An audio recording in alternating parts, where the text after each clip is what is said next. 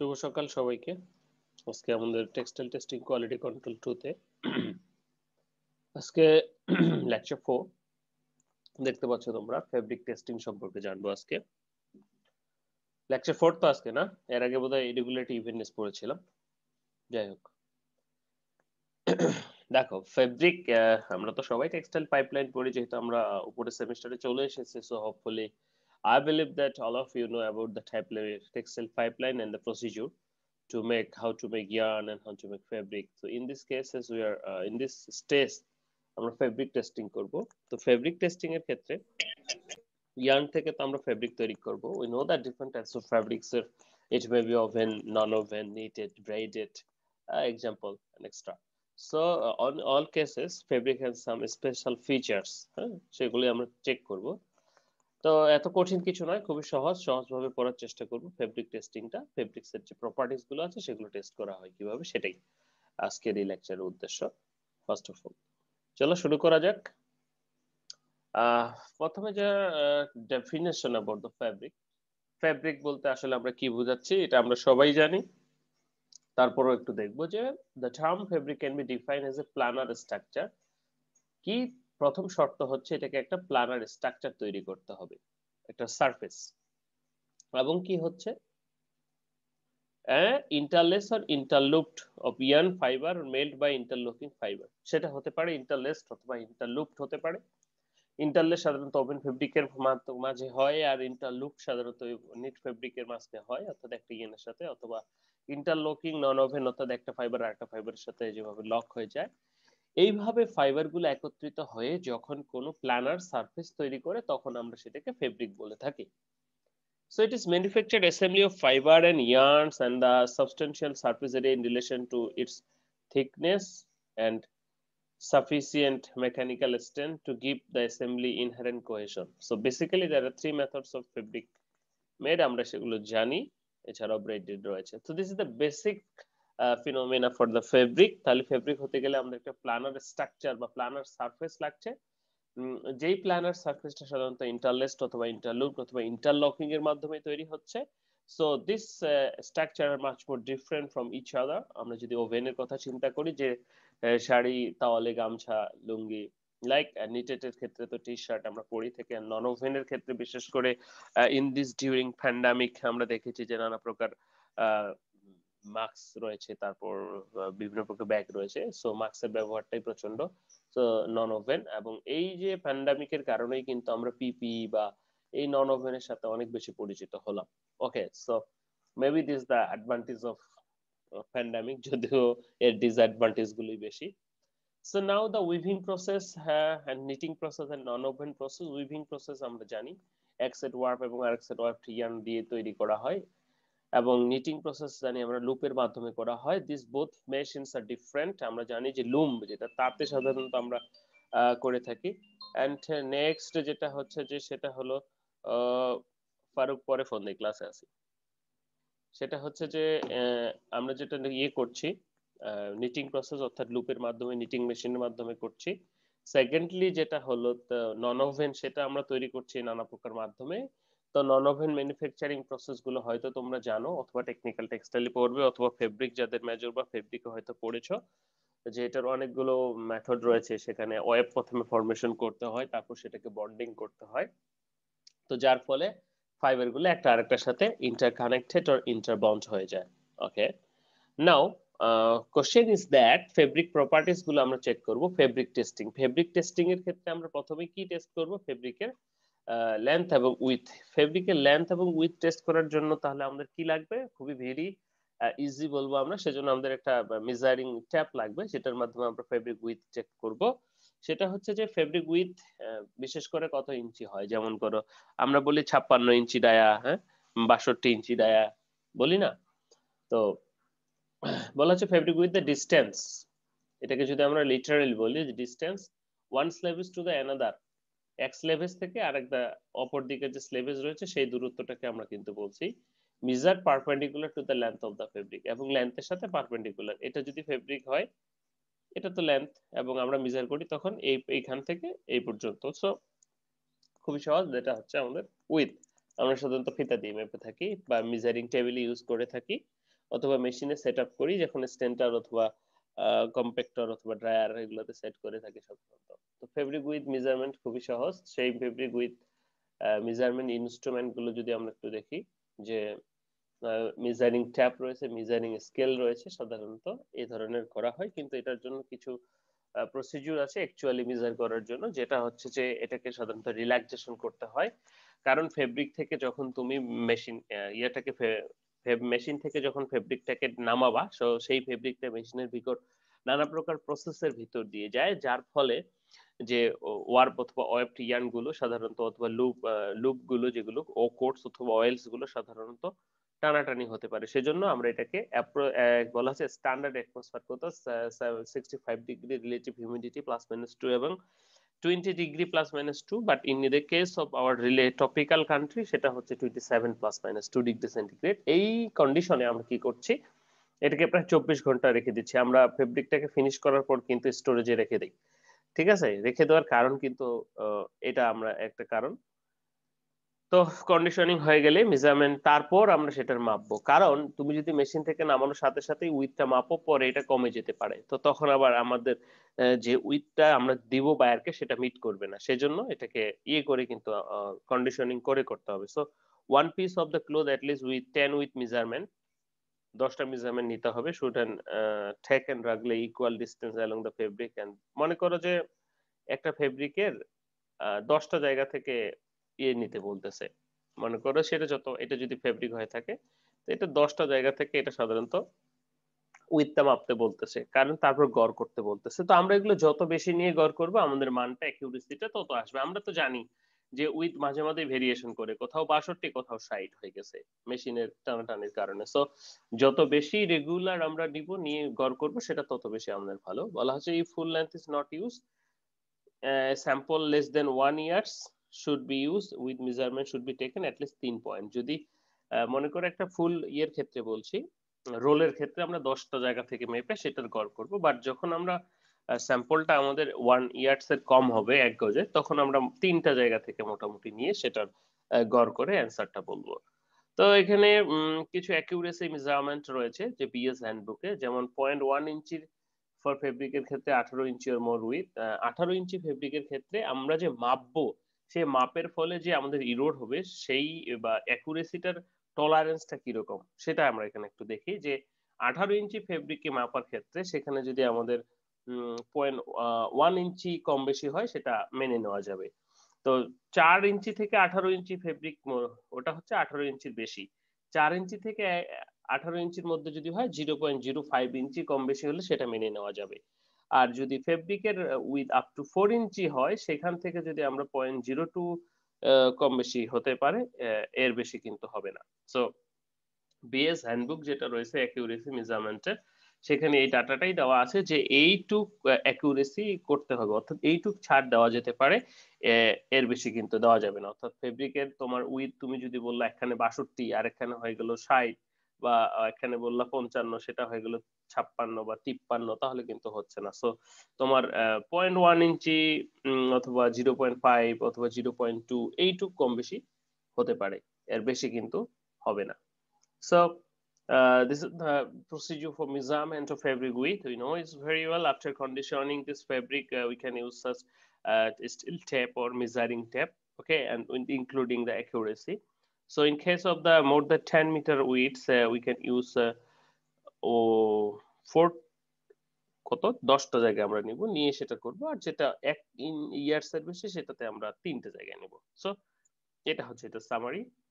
Next যদি আমরা যাই, যে ফেব্রিক লেন্থ মেজারমেন্ট, আমরা জানি যে ফেব্রিকের লেন্থ বলা হচ্ছে কি distance from in to in along with selvage. তো উইথটা আসলে স্লেভেজ দিয়ে সীমাবদ্ধ। স্লেভেজ কি, যে ফেব্রিকের যে দুটো প্রান্ত আছে সেই দুটো। আর এখানে ইন টু ইন বলতে কি বোঝাচ্ছে, ফেব্রিকটা তো লম্বা হয়, এই ইন থেকে এই ইঞ্চের দূরত্বটাকে বোঝাচ্ছে। তো এখন এটা তাহলে কিভাবে মাপবো, এটা তো মেজারিং টেপ দিয়ে মাপাটা একটু কষ্টকর, কারণ এই ফেব্রিকটা এতটা পুরোটাই টেনে টেনে মাপা তো সম্ভব না। সেই জন্য আমরা কিছু পন্থা অবলম্বন করি, সেটা হচ্ছে বাই ইউজিং মেজারিং টেবল, বা ইউজিং স্কেল এন্ড বা ইউজিং মেজারিং মেশিন। তো মেজারিং টেবিলটা কিরকম, মনে করো যে টেবিলে আমরা ফেব্রিক চেক দেই অথবা ইয়ে করি, সেটার একটা নির্দিষ্ট দূরত্ব দৈর্ঘ্য আছে। তো ফেব্রিকটাকে যখন টেবিলে উঠানো হয়, তখনই কতবার ফেব্রিকটা ওই ইয়ে থেকে সরানো হচ্ছে সেই হিসেবটা করা হয়। সেটাকে বলা হচ্ছে মেজারিং টেবল। দেন মেজারিং স্কেল, বিভিন্ন প্রকার স্কেল রয়েছে, সেটা দিয়ে আমরা মেজার করে থাকি। This is quite difficult. And measuring using true meter. True মিটারটা কিরকম দেখো, নিচে একটা চাকার মতো দেখতে পাচ্ছ। তো এখানে একটা রাউন্ড রয়েছে, হ্যাঁ। তো এই রাউন্ডটা যখন ঘুরে এখানে কিছু ডিজিট রয়েছে, দেখো নাম্বার রয়েছে।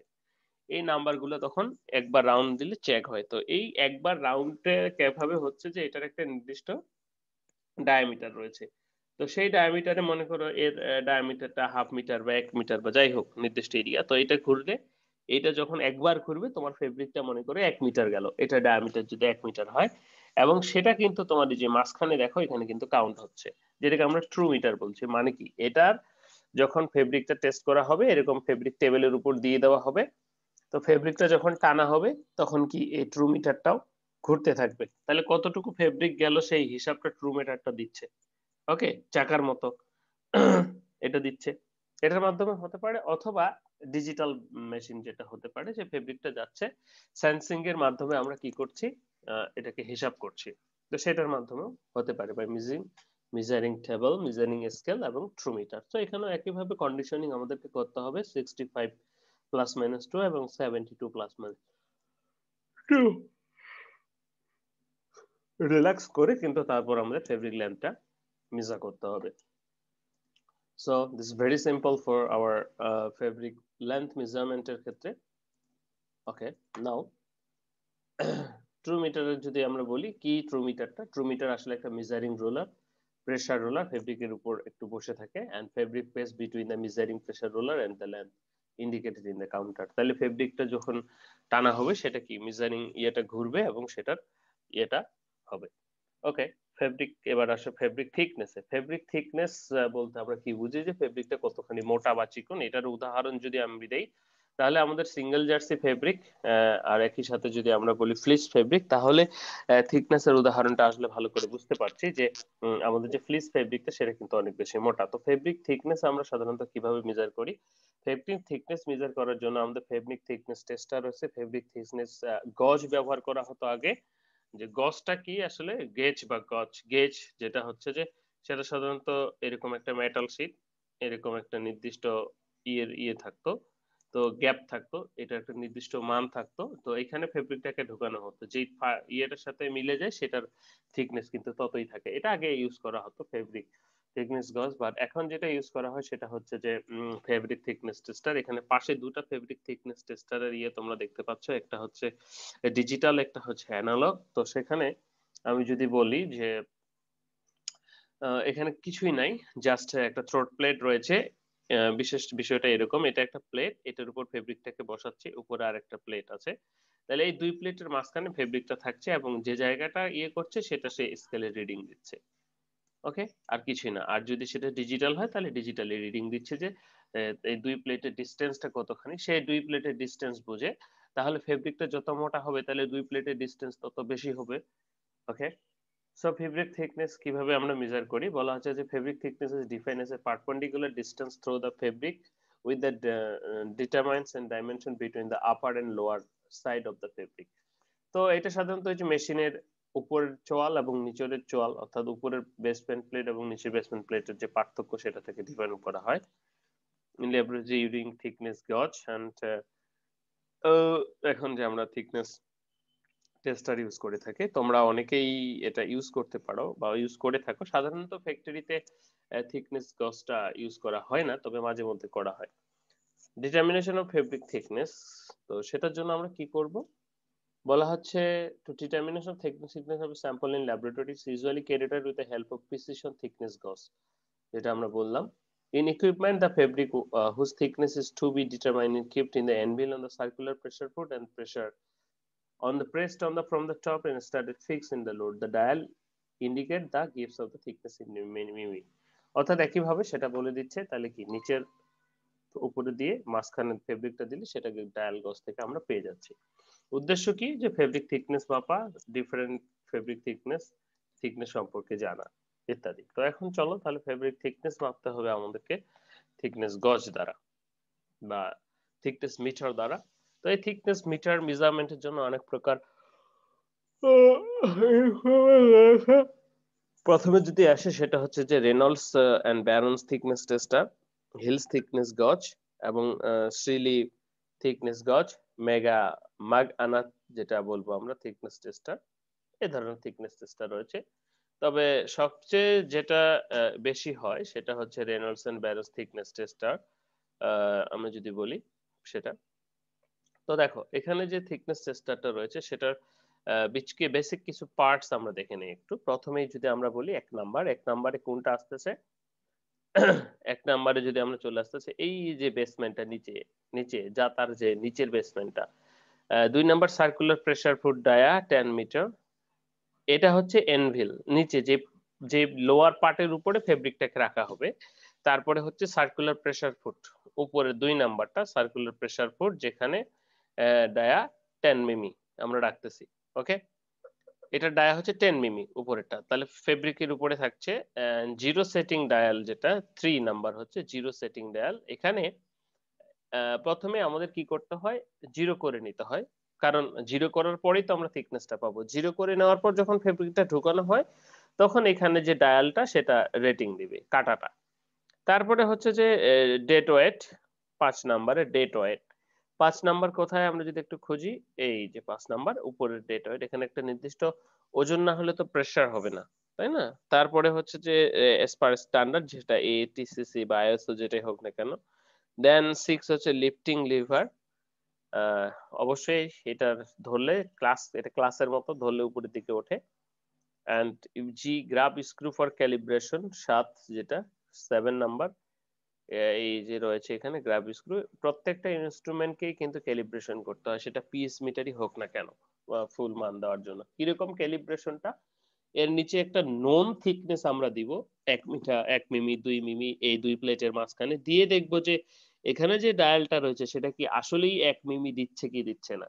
ঠিক আছে, সেটা এটা হচ্ছে তো প্রত্যেকটা ইনস্ট্রুমেন্টের ক্ষেত্রেই নোন একটা টেস্ট স্যাম্পল দিয়ে আমরা কিন্তু টেস্ট করি যে হ্যাঁ আমার প্রসিডিউরটা ঠিক আছে কিনা। যেমন পিএস মিটারের ক্ষেত্রে পিএস স্ট্যান্ডার্ড সলিউশন পিএস 7 অথবা পিএস 10 অথবা পিএস 4 দিয়ে আমরা দেখি যে এটা ঠিক আছে কিনা। ঠিক আছে, তারপরে হচ্ছে সার্কুলার প্রেসার ফুট যেটা দেয় 25 সেন্টিমিটার। 8 নম্বরে আমরা দেখতেছি কোথায় 8 number circular pressure foot,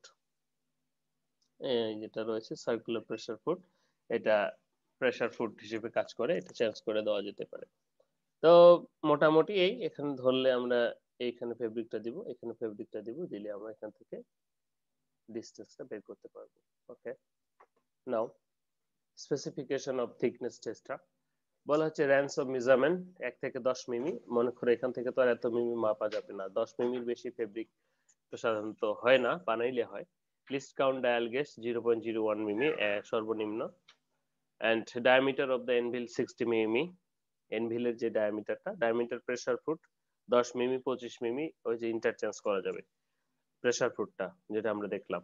load and pressure foot total হবে 78.5 gram, 100 gram per square centimetre ensure করতে হবে। থ্রোট ডেপথ 22 মিমি। Overall dimension of the instrument পুরো length height weight side right heel সব, net weight of the instrument প্রায় এই 2 কেজির মতো।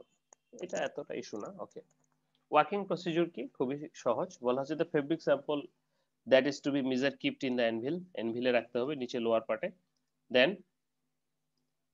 কি করতে হচ্ছে, বলা হচ্ছে the presser foot is gently lowered on the specimen, স্যাম্পলটা রেখে সেটার তাহলে প্রেসার ফুডটা কি জেন্টলি সেটার উপর আস্তে আস্তে রাখবো। ধপ করে রাখলে কি হবে, উপর থেকে ধপ করে গেলে তো ফেব্রিকটা একটু নিচের দিকে দেবে যাবে, তাই না? The reading taken is the thickness of the specimen and the circular in identity micrometer to exceed the specific pressure on the fabric sample. ও হয়ে গেলে তারপর স্যাম্পলটার প্রেসার সরিয়ে নিব। তাহলে কি হচ্ছে, নিচের এনভিলে ফেব্রিক রাখবো, ফেব্রিক রাখার পর ক্লাসটা চাপলে উপরে এটা উপরের দিকে উঠবে, ফেব্রিকটা রাখবো এবং আস্তে আস্তে ক্লাসটা ছাড়বো ফেব্রিকটাকে ফেব্রিকের উপরে দেওয়ার জন্য। জোরে ছেড়ে দিব না, কারণ সেটার কারণে কিন্তু নিচের দিকে দেবে যেতে পারে। ওকে, তো এখান থেকে সরাসরি আমরা মিমিতে মান পাবো। ওকে, তো এখানে বলা হচ্ছে points two be consider in measuring of thickness tester. তো থিকনেস টেস্টারের ক্ষেত্রে কিছু পয়েন্টস আছে যেগুলো আমাদের একটু ইয়ে করা দরকার, যেমন shape and size of pressure foot, shape and size of anvil, pressure upright, shape and size of pressure foot। প্রথমত নিচের যেটা লোয়ার পার্ট, আমরা pressure foot diameter is usually in ইঞ্চিতে করা হয়। The ratio of diameter and cloth thickness should be 5:1। মানে নিচের pressure foot যদি 5 ইঞ্চি হয় তাহলে ফেব্রিকের থিকনেস 1 ইঞ্চি হওয়া উচিত, বা এই ধরনের হওয়া উচিত। কারণ যদি প্রেসার ফুটের থেকে ফেব্রিকের ইয়ে বড় হয়ে যায় তাহলে তো আমার অ্যাকচুয়াল যেটা সেটা আসলে ডিফ্লেক্ট হওয়ার সম্ভাবনা থাকে। shape and size of the anvil বলা হচ্ছে if the circular anvil used to be at least 2 inches greater than the diameter than the pressure foot, so where the sample is larger than the anvil should be surrounded by suitable support। এই support এই ইয়েটা দিয়ে থাকে সাধারণত এনভিলটা। Pressure যদি বেশি হয়, তুমি মনে করো কম দিলেও যেরকম প্রবলেম, বেশি দিলেও প্রবলেম। কম দিলে মনে করো ঘাসের উপরে যদি একটা প্রজাপতি বসে, ঘাস কিন্তু দেবে যায় না, আবার ঘাসের উপরে যদি তুমি একটা পা রাখো ঘাস কিন্তু দেবে যায়, তাই না? বিষয়টা হচ্ছে এরকম। সো রিকমেন্ডেড প্রেসার যেটা 0.1 পাউন্ড পার ইঞ্চি বা 10 ইঞ্চি, যেটা সুইটেবল হোক না কেন, এটা ফিক্স করে কিন্তু তারপর কাজ করতে হবে যেন ফেব্রিকটা, মনে করো তুমি তো ফেব্রিকের থিকনেসটা তুমি নিশ্চয়ই কোনো আহ, কি বলা হয় ওই যে দুটো চাপ দেওয়া হয় কোথায়, মনে করো যে দুটো লোহার প্রান্ত একখানে চাপ দিয়ে দিয়ে কমানো হচ্ছে, এরকম জায়গায় অর্থাৎ প্রেসার দিয়েও তার তুমি কখনো এটা থিকনেস মাপবা না, তাই না? এরপরে হচ্ছে velocity of the pressure, foot উপর থেকে কত জোরে বা আস্তে এটাকে রাখতেছি, টাইম কতক্ষণ ধরে আমরা করতেছি।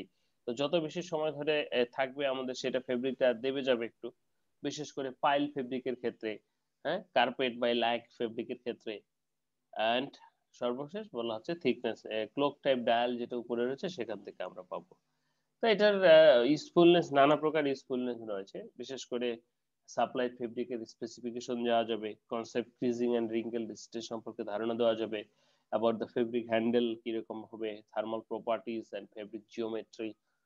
অবশ্যই এই যে কথাগুলো সবগুলোই কিন্তু থিকনেসের সাথে রিলেটেড বা থিকনেসের সাথে ইয়ে করে। যদি থিকনেস বেশি হয় সেই ক্ষেত্রে স্বাভাবিকভাবেই কিন্তু তাদের ইয়েটা বেশি হয়ে যাবে, অর্থাৎ জিএসএম বেশি হয়ে যাবে, তাই না?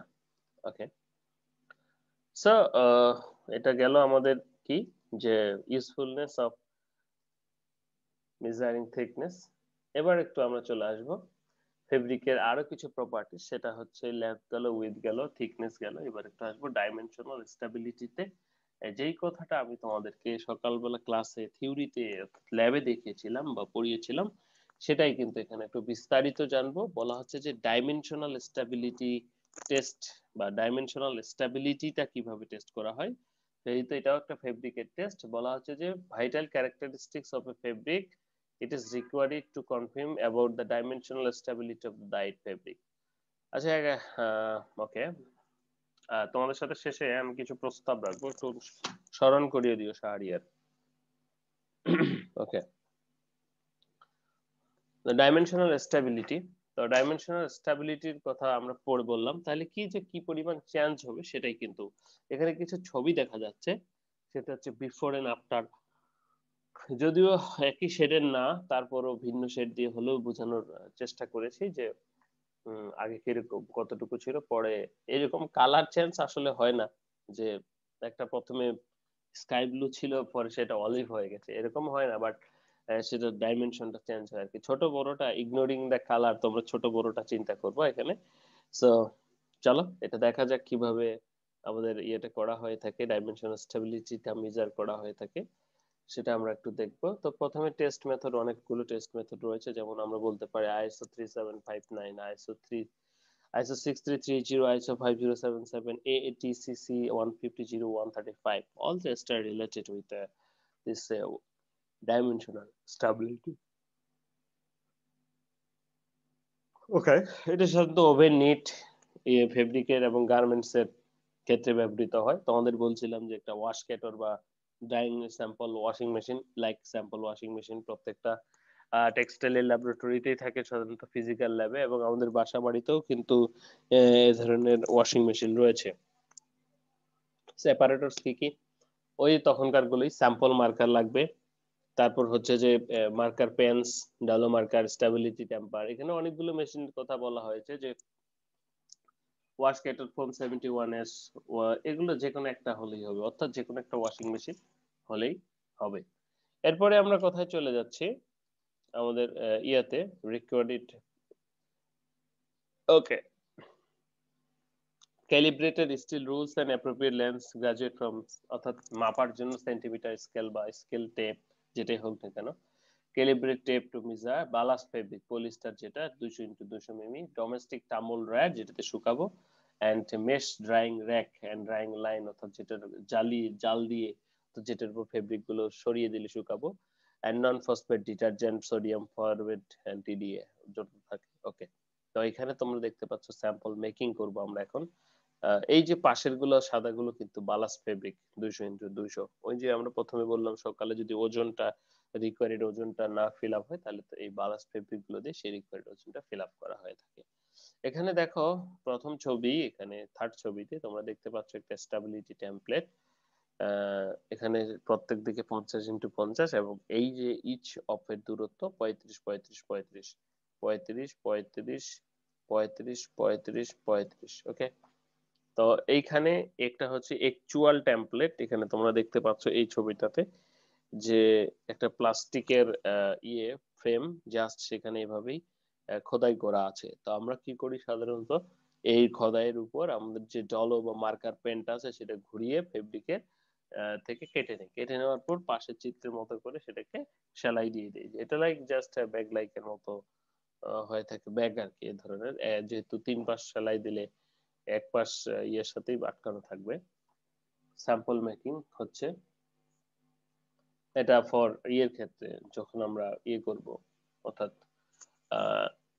ফেব্রিকের ক্ষেত্রে দেখো বলা হচ্ছে minimum size for stability square is 15 to 50 centimetre and testing on smaller pieces is not acceptable এর চেয়ে ছোট পিসে ডাইমেনশন করার সুযোগ নাই কারণ এর চেয়ে ছোট হলে সেটা অ্যাকসেপ্টেবল না সেখানে এই ধরনের শ্রিঙ্কেজটা বোঝাও যেতে পারে নাও যেতে পারে মনে করো ফেব্রিকের 5 গ্রাম স্যাম্পল একটু কাইটটা কোনা থেকে তো তুমি এখান থেকে তো ফেব্রিকের ডাইমেনশনাল স্টেবিলিটিটা বুঝতে পারবো না তাই না লিস্ট তোমাকে একটা বড় ফেব্রিক নিতে হবে যেখানে ডাইমেনশনাল স্টেবিলিটিটা ভিজিবল তো তখন আমরা কিন্তু বলতে পারি যে হ্যাঁ এখানে ডাইমেনশনাল স্টেবিলিটিটা মানে স্টেবল কিনা ওকে so lay the fabric and relax 4 hours in bench in ambient condition temperature যেটা don't use the fabric within 5 centimeter of the sleeves এখানে একটা সতর্কতা বলা হচ্ছে যে অবশ্যই স্লেভেজ অর্থাৎ যেটা প্রান্ত বা ধার বলবো আমরা ফেব্রিকের সেটাতে স্লেভেজে যাব না আমরা যার কারণে একটু ভিতর থেকে নিব কারণ স্লেভেজ সাধারণত সেভাবে শ্রিঙ্ক হয় না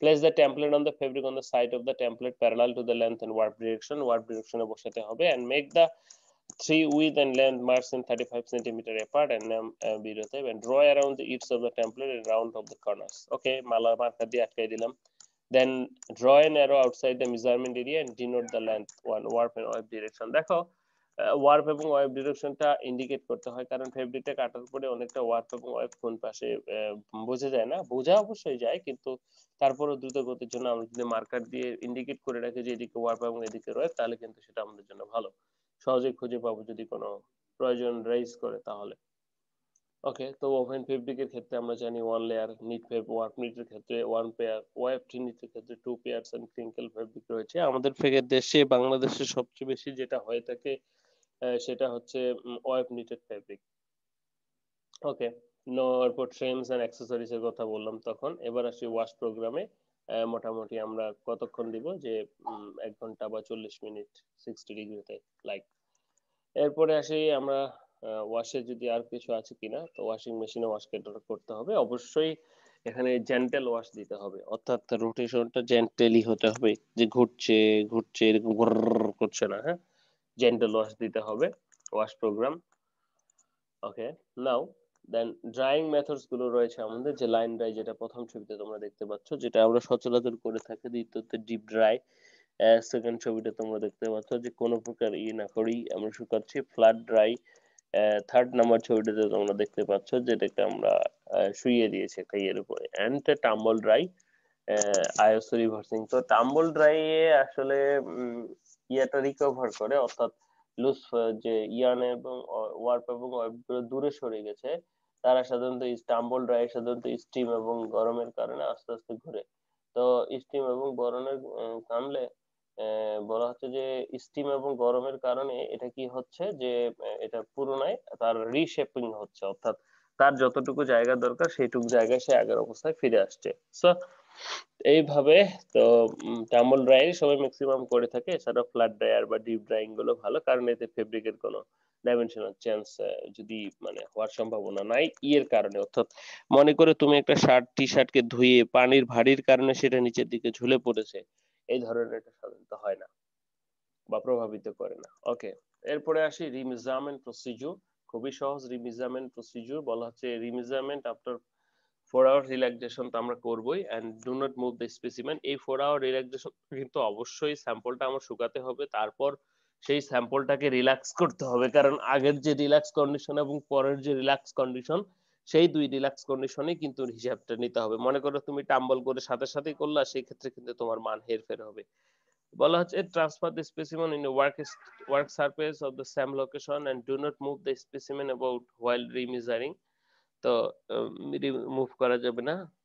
use one or following methods of remeasuring, একই ধরনের method using percentage changes extension etcetera and holding at 45 degree angle rate of the percent change and dimension length and work direction. বলা হচ্ছে measurement taked with metal ruler হতে পারে, ফিতা হতে পারে, অর্থাৎ আমরা সবচেয়ে বেশি ইয়া দিয়ে মেজারিং ট্যাপ দিয়ে মেপে থাকি, স্কেল দিয়েও মেপে থাকি, স্টিল স্কেল দিয়ে মেপে থাকি, অর্থাৎ যে যেটা দিয়ে সুবিধা বোধ করে। ওকে, অরিজিনাল লেন্থ তাহলে আমরা কি করছি, এখানে 350 কই থেকে আসলো ঠিক বুঝলাম না। এখানে হবে যে আমাদের যখন হবে যে আমরা কতটুকু লেন্থ পেলাম মাইনাস টেস্টেড লেন্থ গুণন 100 বাই ডাইমেনশনাল চেঞ্জ, আমরা এটাকে বলতে পারি। তো সেটা নেগেটিভ পজিটিভ হতে পারে, ঠিক আছে। তো আমরা সিঙ্কেসটা সেভাবে করে নেব, কয়েকটা মান নিয়ে সেটাকে গড় করলে সেটা সবচেয়ে ভালো। যে লেন্থ ওয়াইজ 3টা নিলাম, ওয়েথ ওয়াইজ 3টা নিলাম, নিয়ে সেটার গড় করলাম, যে তাহলে গড় উইথের গড় আর উইথেরটা লেন্থের গড় আমরা পেয়ে গেলাম। এই হচ্ছে আরেকটা হচ্ছে স্পাইরালিটি ক্যালকুলেশন, যেটা বললাম স্পাইরালিটি ক্যালকুলেশন মানে হচ্ছে যে বলা হয় স্পাইরালিটিটা কি সেটা বললাম আমি ল্যাবে তোমাদেরকে। সেটা হচ্ছে যে the two ways can measure the spirality of the fabric. One can make garment sample, t-shirt, etc. তো বিষয় যেটা হচ্ছে যে 90 ডিগ্রি থাকার কথা, সেটা যখন 90 ডিগ্রি থাকে না তখন সেটা একটু বেঁকে যায়। এই বেঁকে যাওয়াটাকে আমরা বলতেছি স্পাইরালিটি। সো স্পাইরালিটি আমরা কিভাবে মেজার করছি, এক্স বাই ওয়াই গুণন 100 or Y by X by Y dash, যেটাকে আমরা বলবো সেটাই।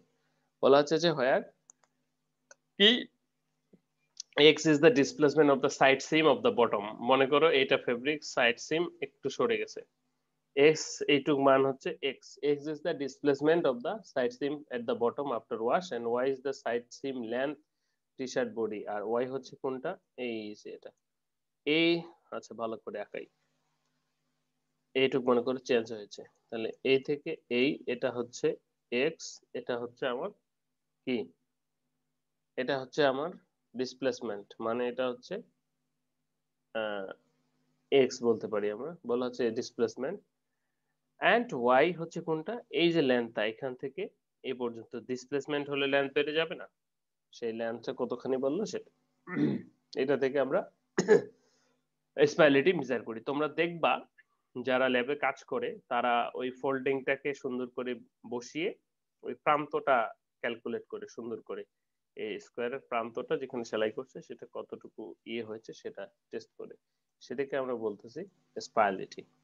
তো তোমাদের ফ্যাব্রিক ব্যাগগুলো টেস্টের ব্যাগগুলোর সাথে সাথে দেখাতে পারলে ভালো হতো।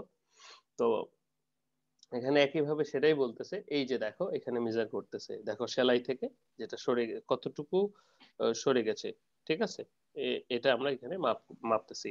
তাহলে এখানে দূরত্ব সি ইন্টু সি ড্যাশ, অর্থাৎ কতটুকু বাড়লো, এবং উপর থেকে তাহলে লেন্থও তো আমার বাড়লো, তাই না। এইটুকু যদি সরে যায় তাহলে তো এইটুকের জন্য লেন্থও একটু বেড়েছে, তাহলে সেই লেন্থটা, তাহলে স্যার ওইটা থেকে মাইনাস করব, স্যার আগেরটা থেকে পরেরটাকে মাইনাস করব। আগেরটা থেকে পরেরটা মাইনাস করব ডাইমেনশনাল স্ট্যাবিলিটির ক্ষেত্রে। আর এটা হচ্ছে সিঙ্কেজ।